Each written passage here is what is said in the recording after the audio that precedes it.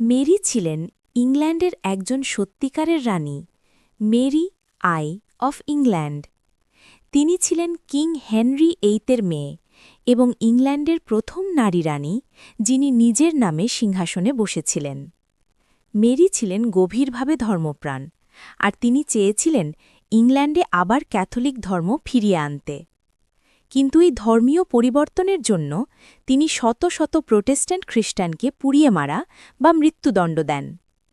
তখন থেকেই মানুষ তাকে ভয় আর ঘৃণার মিশ্রণে ডাকতে শুরু করে ব্লাডি মেরি নামে। পরে এই নাম ঘুরে ফিরে হয়ে যায় এক ভয়ের কিংবদন্তি, যেখানে বলা হয় যদি কেউ আয়নার সামনে দাঁড়িয়ে ৩ বার বলে ব্লাডি মেরি, তাহলে তার আত্মা ফিরে আসে প্রতিশোধ নিতে। কিন্তু সত্যিটা হল তিনি ছিলেন ইতিহাসের এক ভুল বোঝা নারী,